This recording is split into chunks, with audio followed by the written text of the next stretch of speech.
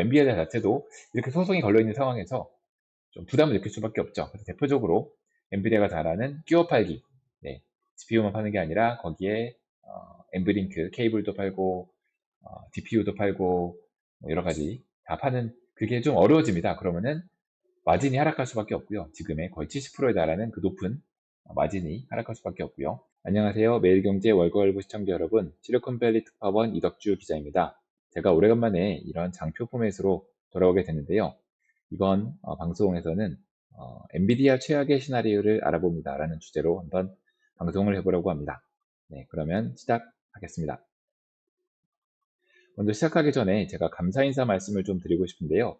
제가 이제 라이브 방송을 쭉 하다가 이제 라이브 방송 중단하고 좀 방송 포맷을 좀 바꿨습니다. 아시겠지만 이제 제가 음성과 원고를 만들어서 편집자님께 드리면 편집자님께서 거기에 맞춰서 이제 영상을 찾아서 이렇게 만들어 주시는데, 초반에는 많이 버벅대다가 조금씩 이제 괜찮아지다 보니까 이번에 그 인텔에서 만들었던 그 인텔을 망친 5가지 결정적 순간, 이게 소위 알고리즘의 선택을 받아서 제가 이제 조회수가 난생 처음으로, 네, 지금 여기는 6.6만 회라고 되어 있는데 거의 지금 7만 회까지 거의 갔더라고요. 그래서 저도 상당히 고무가 되고 월걸부 팀에서도 좋아하시고, 네, 상당히 해피한 상황입니다. 그래서 저희 이제 시청자분들께 감사 인사 말씀을 좀 드리고 싶었고요.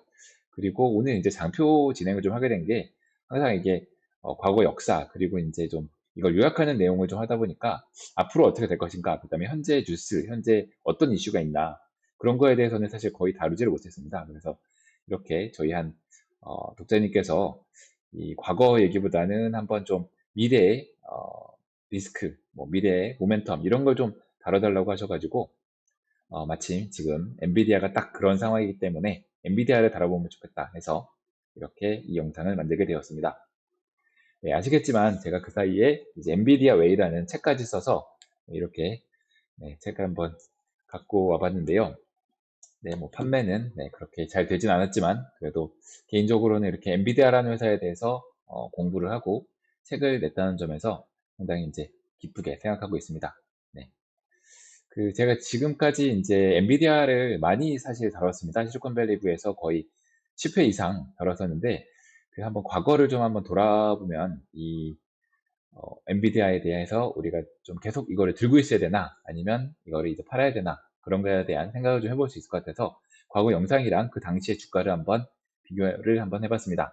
네, 제가 처음 엔비디아에 대해서 방송을 했던 게 2023년 8월 29일인데요. 제가 방송을 시작하고 한 달, 2달 정도 됐을 때입니다. 그때가 이제 마침 엔비디아가 2분기 실적을 발표했을 때죠. 바로 지금으로부터 거의 딱 1년 전입니다. 그때 제가 엔비디아가 이제 미친 2분기 실적을 내놨고 이 전 세계에서 H백 주문이 쇄도하고 있다, 이렇게 방송을 했었죠. 그때 주가가 46.84달러였습니다. 네. 아마 그때 주가에서 이제 들어오셨으면 거의 한 2배, 3배 이상 주가가 올라셨을 겁니다. 네, 엄청난 기회였죠. 지금 생각해보면. 그러다가 이게 주가가 이렇게 쭉 오르다가 제가 2024년 1월 30일에 엔비디아가 오르면서 그런 수혜주들도 같이 오르고 있다, 그래서 슈퍼마이크로와 브로드컴에 말씀을 드렸는데 그때 주가가 62.77달러였습니다. 올해 1월 30일이었는데 사실 그때 투자를 했어도 2배까지는 아니어도 지금 현재 기준으로도 한 50% 이상 주가가 올랐더라고요. 네. 그리고 이제 2024년 3월 그때 이제 GTC를 앞두고 주가가 좀 이렇게 흔들리면서 제가 이제 그때 투자자 멘탈 관리를 위해서 우리 재순왕이 최근에 무슨 얘기를 했는지 한번 들어보자, 이런 식으로 영상을 찍었는데 그때 주가가 85.77달러였습니다. 그때 많은 분들이 엔비디아 주가가 떨어져서 팔고 나가신 걸로 알고 있는데 그때 이후로 다시 이 역대 최고점인 135달러까지 거의 다시 한 60%, 70%또 올랐습니다. 그래서 보면 이때 샀을 때가 제일 해피했지만, 네, 이때 연초에 샀어도 해피했을 때고요. 그 다음에 주가가 좀 흔들었을 때 그때 샀어도 상당히 행복했다. 그리고 지금은 이제 최고점 135달러 대비해서 많이 내려간 106달러로 떨어졌지만 이때 샀던 분들은 모두 해피하고 오히려 이제 이때 들어오신, 어떻게 보면 엔비디아가 너무 네, 화제가 되고 뭐 동네 아주머니들께서도 주가를 엔비디아에 관심이 많으시고 그럴 때 샀으셨다면 아마 지금 힘들어하시지 않았을까 그런 생각이 들고요. 사실은 사실 8월 초에 이때 엄청나게 조정을 받았죠. 근데 이때 조정을 받고 순식간에 주가가 오르고 하지만 최근 실적 발표하고 다시 또 이제 하향세다. 그래서 이 그래프만 보면 상당히 좀 불안한 상황이다. 그렇게 말씀을 드릴 수 있습니다. 그래서 저는 이 엔비디아를 추천하는 책을 쓰고 엔비디아를 많이 말씀을 드렸지만 지금은 어떤 최악의 시나리오를 생각해 볼 때가 아닌가. 네, 흔히 말하는 비자발적 장기 투자를 고민할 때가 아닌가. 네, 그런 생각을 좀 해보고 있습니다. 왜냐하면 일단 기저효과가 끝났습니다.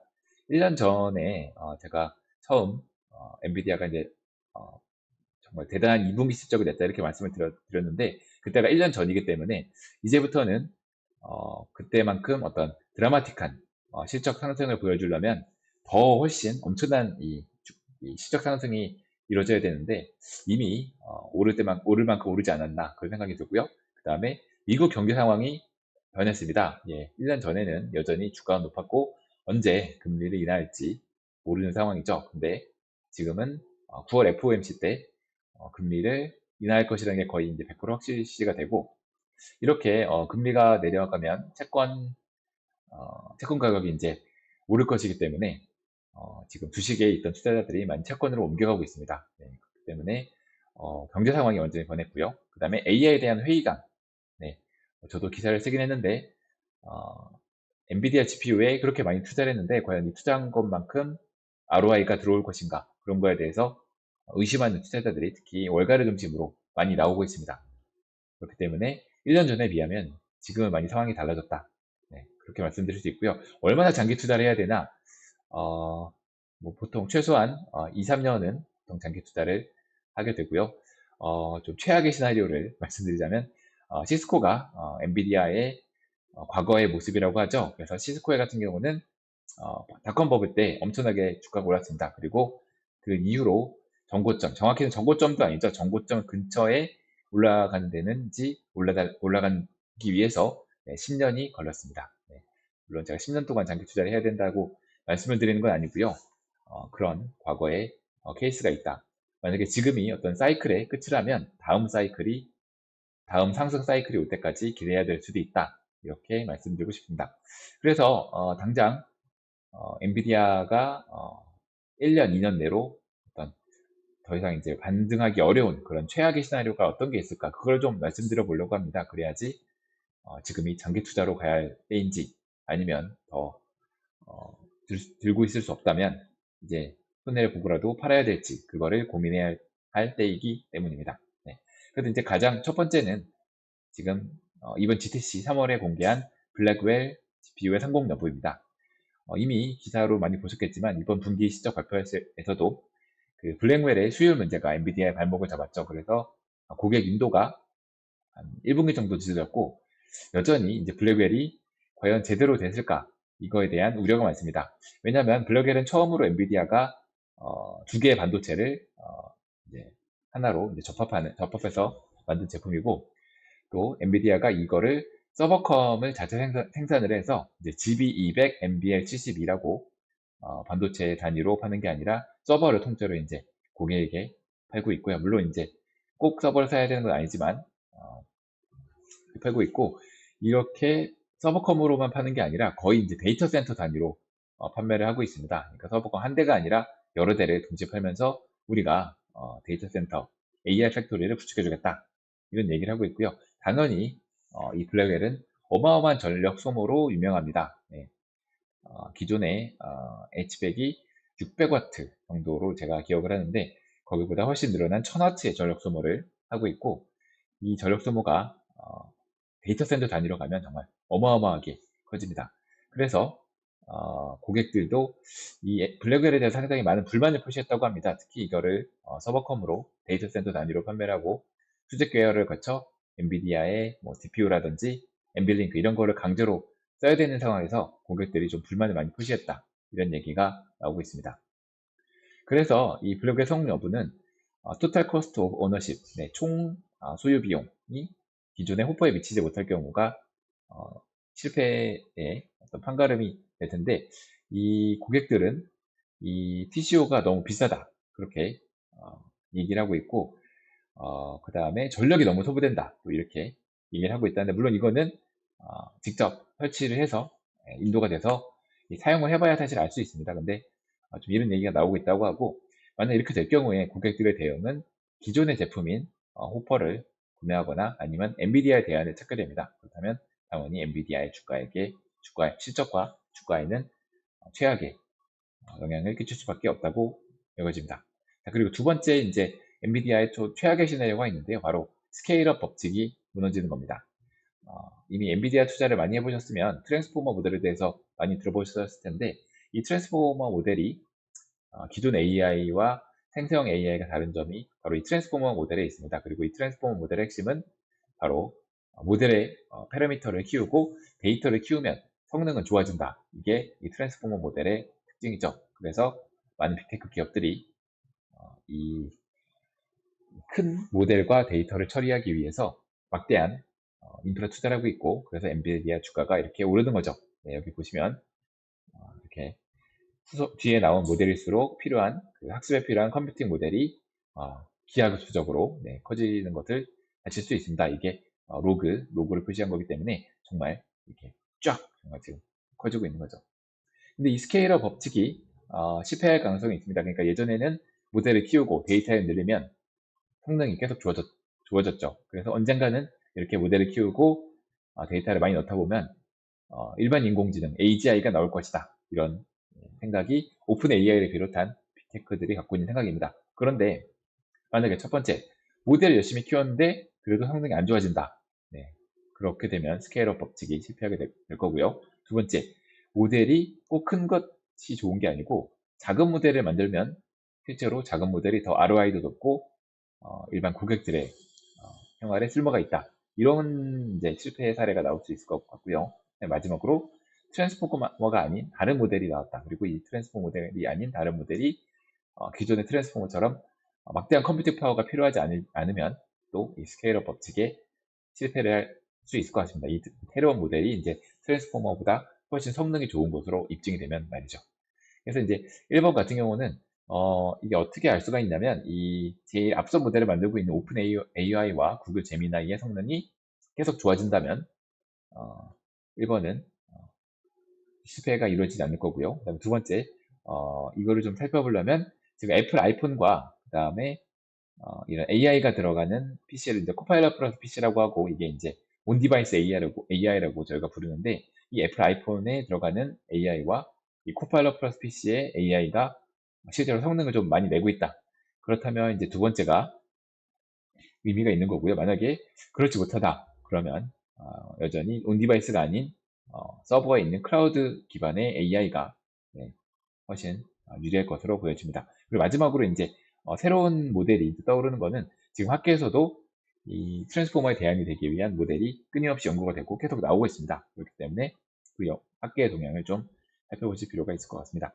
네, 마지막으로 이제 미 법무부의 반독점 소송이 나왔죠. 이 반독점 소송 같은 경우는 과거 구글이나 메타 이런 사례를 보면 조사에만 최소 1년이 걸립니다. 네, 그리고 이제 법무부가 회사를 기소하더라도 법정 소송까지, 소송에서 판결이 나온 데까지 최소 1년 또 걸립니다. 그러니까 2년 정도 걸리는데 엔비디아에 대한 조사가 이제 막 시작을 했기 때문에 그 반독점 소송의 결과는 빨라도 2026년에 나올 가능성이 많고요. 그 다음에 지금의 법무부 같은 경우는 바이든 행정부죠. 만약에 트럼프로 정권이 바뀔 경우 이 소송이 아예 안 이루어질 수도 있고 완전히 스탠스가 바뀔 가능성이 높다고 보여집니다. 하지만 문제는 이제 반독점 소송의 결론이 나오지 않는다고 하더라도 이 고객들이 상당히 엔비디아에 대해서 좀 다르게 대할 수도 있고, 엔비디아 자체도 이렇게 소송이 걸려있는 상황에서 좀 부담을 느낄 수밖에 없죠. 그래서 대표적으로 엔비디아가 잘하는 끼워 팔기, GPU만 파는 게 아니라 거기에 엠브링크 케이블도 팔고 DPU도 팔고 뭐 여러 가지 다 파는, 그게 좀 어려워집니다. 그러면은 마진이 하락할 수밖에 없고요. 지금의 거의 70%에 달하는 그 높은 마진이 하락할 수밖에 없고요. 근데 고객사들도 엔비디아 이거 좀 너무 진짜 독점하는 거 아니야? 다른 제품을 써야겠어 해가지고 AMD나 그리고 빅테크들의 자체적으로 개발한 AI 가속기에 대한 수요가 높아질 수 있습니다. 그러니까 상당히 이 반독점 소송이 결론은 이제 늦게 나오지만 상당히 되게 중요한, 네, 신경을 써야 되는 거고요. 만약에 실제로 독점 기업으로 판결이 나오게 되면 어떤 것이 예상할 수 있냐? 지금 쿠다라고 해서 엔비디아가 만든 어떤 소프트웨어 생태계가 있는데, 물론 이게 폐쇄적인 건 아니라고 합니다. 하지만 좀 더 실질적인 개방성을 확대하라는 요구를 미국 법원으로부터 받을 수 있고요. 그리고 지금 수직 계열화한 사업, 네, 많이 말씀드리고 있죠. 케이블, 뭐 GPU, 그다음에 서버 컴퓨터 직접 제조, 이런 거를 분리하도록 요구를 받을 수 있습니다. 네, 이렇게 되면 어떻게 될까요? 네, 당연히 지금 엔비디아의 높은 마진이 떨어질 수밖에 없습니다. 그래서 이 반도점 소송이 상당히 엄청난 영향이 있기 때문에 항상 좀 지켜봐야 될 것 같습니다. 네. 하지만 이렇게 좀 최악의 시나리오를 말씀드렸지만, 그래도 긍정적인, 네, 행복회로를 한번 돌려볼 필요가 있습니다. 네. 왜냐하면 제가 이제 책에서도 말씀을 많이 드렸는데, 엔비디아는 지금 컴퓨팅의 미래입니다. 지금 어, 인간의 그 기술 발전은 결국 컴퓨팅의 발전이라고 할 수 있는데, 그런 앞선 컴퓨팅의 최전선에 있는 것은 바로 지금 엔비디아죠. 그렇기 때문에 엔비디아는 장기적으로는 계속 잘 될 수밖에 없는 기업이죠. 그리고 지금 유동성이 엄청 넘치고 있습니다. 그래서 엔비디아 주가가 뭐 하루에만 뭐 10%씩, 8%씩 올랐다가 내렸다가 순식간에 반등했다가 하는 거는 유동성이 시장에 엄청나게 많다는 것이죠. 그리고 이게 미국 경제 지표의 흐름, 그리고 연준의 움직임에 따라서 사실은 엄청나게 움직일 수 있습니다. 왜냐하면 지금 모든 투자자들이 엔비디아만 보고 있죠. 네. 물론 이번 분기 실적 발표에서 많이 실망은 했지만, 이제 11월 시적 발표 때까지 계속 투자자들이 엔비디아만 지켜볼 거고, 또 시적 발표 전까지는 또 엔비디아에 엄청나게 관심이 쏠릴 것입니다. 그렇기 때문에 트레이딩 관점에서 보면, 어떻게 보면 투자할 수 있는 기회가 오히려 나올 수도 있죠. 네. 뭐 1, 2년의 장기 투자가 아니라 뭐 2, 3개월 정도의 짧은 투자라면 엔비디아가 단기적으로 많이 오를 수도 있죠. 네. 계속 장기적으로 하락하기보다는 단기적으로 상승할 가능성이 있기 때문에 이걸 한번 어떤 경우가 있을지 한번 생각해 볼 필요가 있을 것 같습니다. 가장 중요한 것은 이 엔비디아 GPU에 대한 수요가 여전히 높습니다. 네. 빅테크 기업들도 수많은 ROI에 대한 이제 의문, 이거 투자한 것만큼 리턴 받을 수 있냐 의심을 갖고 있지만, 여전히 GPU에 대한 수요가 높습니다. 네. 그리고 계속 새로운 회사들이 이 GPU의 수요자로 등장하고 있습니다. 최근에 일론 머스크가 콜로서스라고 하는 세계에서 가장 큰 AI 학습 클러스터를 만들었다, 이런 기사가 나왔는데, 이거를 불과 3개월 만에 만들었고, 여기에 H100, 엔비디아 H100을 썼는데 H200도 사서 넣을 것이다, 그런 얘기를 일론 머스크가 했습니다. 그리고 또 하나, 오픈 AI의 공동 창업자였던 수츠케버, 일리아 수츠케버가 이 1조 원의 투자를 받아서 SSI라는 스타트업을 만들었죠. 근데 이 돈으로 무엇을 하겠습니까? 네. 그 기사에도 나와 있지만 결국 엔비디아 GPU를 살 것이다, 네, 그렇게 얘기를 했고요. 윌러스 축해버도 처음 이제 그 엔비디아 지포스로 AI 딥러닝을 학습시킨 사람으로 유명하죠. 그렇기 때문에 엔비디아를 GPU를 계속 쓸 가능성이 제일 높고요. 마지막으로 이제 최근에 또 엔비디아가 이제 일본의 어떤 AI 사카나 AI라고 하는 스타트업에 1억 달러를 투자했다, 이런 기사가 나왔는데, 이 돈으로 또 이 돈을 이 스타트업에 투자한 이유, 네, 아시겠지만 단기적으로 우리의 GPU를 사라, 그런 의미로 투자를 한 거고요. 사실 엔비디아는 1억 달러 투자했지만 다른 투자자들이 여기 엄청나게 많이 몰려들었습니다. 그래서 순식간에 유니콘 기업이 됐는데, 아마 투자받은 돈의 상당 부분을 역시 엔비디아 GPU를 사는데 썼을 것 같고요. 그 다음에 최근에 이혜진 네이버 의장님과 CEO께서 엔비디아 본사를 찾아서 네, 여기 진수남과 사진을 찍었습니다. 그러면서 소버린 AI 얘기를 했죠. 이 일본 스타트업도 그렇고 네이버도 그렇고 계속 얘기하는 게 소버린 AI입니다. 그리고 엔비디아도 소버린 AI라고 해서 모든 기업, 모든 언어를 쓰는 국가는 독자적인 AI를 구축할 필요가 있다. 네, 물론 자신들의 GPU를 팔기 위해서죠. 젠수당 CEO가 그 얘기를 많이 하는데, 이 네이버도 이런 측면에서 보면 엔비디아 GPU를 지금은 가장 마지막에 산 게 A100인데 추가로 구매하지 않을까 그런 생각이 들고요. 마지막으로 이제 오픈AI 효과인데 오픈AI가 새로운 AI 인공지능을 출시할 예정입니다. 언제 나올지는 모르겠으나 곧 나올 것으로 알려져 있는데 스트로베리라고 하는 AI가 있고 그 다음에 오리온이라고 하는 이제 챗GPT 같은 챗봇을 만들 것이다 이런 기사가 나오고 있습니다. 오리온이라는 이름을 보시면 아시겠지만 구글의 제미나이와 경쟁 구도를 만들기 위해서 만든 이름인 것 같고요. 아마 GPT라는 이름이 사라지고 AI 모델 스트로베리 그리고 챗봇 이름 오리온 이런 식으로 아마 나눠지는 것 같습니다. 근데 이 오픈AI가 이제 새로운 이 모델과 챗봇을 공개하면 이 오픈AI가 워낙 이 화제성 만드는 걸 잘하거든요. 그렇기 때문에 이 공개하면 아마 깜짝 놀랄 발표를 할 것 같고 그러면 또 AI에 대한 관심이 되게 높아질 수 있습니다. 네. 대표적인 것이 이제 오픈AI의 텍스트를 입력하면 이제 비디오를 만들어주는 소라라는 모델이 있는데 2월에 발표했죠. 올해 2월에 발표하면서 이 텍스트 비디오 모델이 나오면서 엔비디아 주가가 많이 올랐습니다. 왜냐하면 이 텍스트를 비디오로 만들기 위해서 엄청나게 많은 그 수요가 필요하거든요. 그 GPU 수요가. 그래서 엔비디아 주가가 많이 올랐고 사실 그 엔비디아 주가가 오르고 소라가 등장하는 것만큼 더 중요한 이유, 더 의미가 있는 것은 이 소라는 사실 오픈AI에서 아직도 공개를 안 했습니다. 네. 하지만 이 소라를 보고 열광한 수많은 카피캣들이 등장했습니다. 중국의 뭐 미니맥스, 뭐 바이트댄스에서 만든 지맹 AI, 뭐 하이퍼, 비두, 피카 이런 식으로 소라 카피캣들이 엄청나게 쏟아졌습니다. 네. 이런 소라 카피캣들은 스타트업들이고 이 스타트업들은 네, 투자를 받아서 뭘 할까요? 네, 바로 GPU를 사고 GPU에 돈을 쏟을 것입니다. 네, 오픈AI에서 뭔가 깜짝 놀라는 걸 내놓으면 수많은 카피캣들이 쏟아져 나오고 그 카피캣들은 또 엔비디아의 GPU를 쓰게 되는 거죠. 이런 오픈AI와 엔비디아의 어떤 공생 관계가 사실은 지금 최근 1년 동안 이제 그 계속적인 AI 러시를 랠리 이끌었기 때문에 이번에도 오픈 AI 효과가 나오지 않을까 좀 그거를 기대해 볼 필요가 있을 것 같습니다. 네.